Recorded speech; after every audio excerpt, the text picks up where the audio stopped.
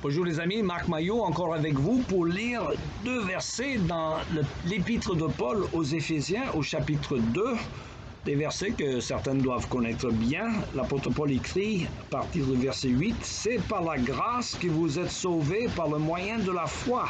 Cela ne vient pas de vous, c'est un don de Dieu.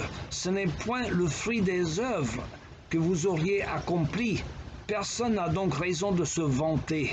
Ce que nous sommes, nous le devons à Dieu, car par notre union avec le Christ Jésus, Dieu nous a créés pour une vie riche d'œuvres bonnes qu'il a préparées à l'avance afin que nous les accomplissions. » Fin de la lecture. Mes amis, dans une émission précédente, j'avais conclu avec deux questions que j'aimerais vous reposer aujourd'hui.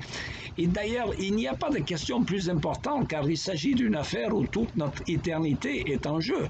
Ce sont des questions de type diagnostic que notre feu pasteur Kennedy a posé aux gens pour introduire l'Évangile.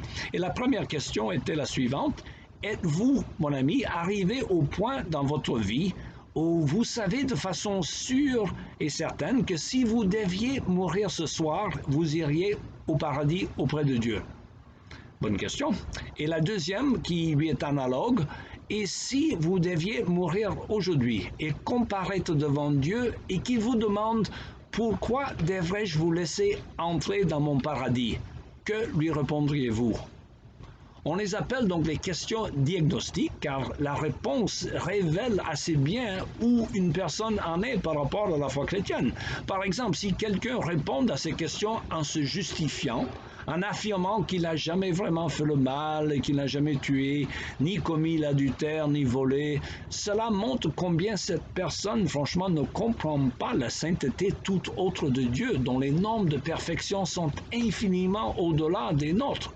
Et d'ailleurs, je dirais que quelqu'un qui prétend ne pas avoir commis ces grands péchés, meurtre, adultère, etc., devrait lire les paroles du Seigneur Jésus-Christ dans l'Évangile selon Matthieu, où il dit, et je le cite, « Vous avez entendu dire que vous ne tuerez pas. Mais moi je vous dis que celui qui s'est fâché injustement contre son frère est coupable de meurtre. » Alors, nous sommes tous donc des meurtriers.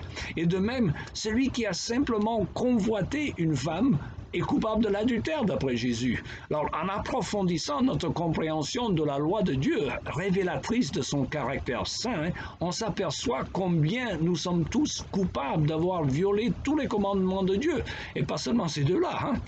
Il y a donc un grand problème pour l'homme, quel qu'il soit. C'est qu'il y a un Dieu, et ce n'est pas toi, et ce n'est pas moi, et ce Dieu est saint, saint, saint, et nous ne sommes pas non plus. Alors, est-ce que ce Dieu trois fois saint ce Dieu trois fois saint n'admet pas dans sa présence au paradis, si vous voulez, ce qui n'est pas saint. Donc, a priori, nous sommes donc dans un salpêtré, comme on dit. Nous sommes condamnés d'avance. Comment faire pour s'en sortir? Alors, la solution, c'est l'Évangile. Dieu a tant aimé le monde qu'il a donné son Fils unique afin que quiconque croit en lui ne périsse point, mais qu'il ait la vie éternelle. Et c'est cela, mes amis, la bonne nouvelle de l'Évangile. L'homme ne peut pas mériter son salut, il doit le recevoir comme une grâce de Dieu.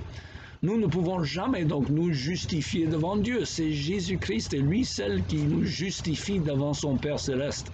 Et c'est cela la bonne nouvelle de l'Évangile. Alors pour les chrétiens qui nous regardent, je vous invite donc à employer cette méthode, si vous voulez, qui consiste à poser ces deux questions dites diagnostiques pour déterminer où votre interlocuteur en est par rapport à la foi. Alors une fois que vous avez vu qu'il cherche à se justifier, comme le fera 99% des hommes, vous pouvez enchaîner en lui disant, grosso modo, « Georges, Suzanne, en venant ici te parler, je pensais avoir une bonne nouvelle pour vous. Mais maintenant, je sais que j'ai une bonne nouvelle pour vous. Le salut ne se gagne pas. Il ne se mérite pas. La Bible nous dit que Dieu nous offre le salut à travers la mort de Jésus-Christ, son Fils, qui a pris notre place sous la croix. L'apôtre Paul écrit donc, c'est par la grâce que vous êtes sauvés, par le moyen de la foi. Ce n'est point par les œuvres, afin que personne ne se glorifie. Donc tout à l'heure, on a dit dans d'autres traductions, personne ne se vante. C'est la même.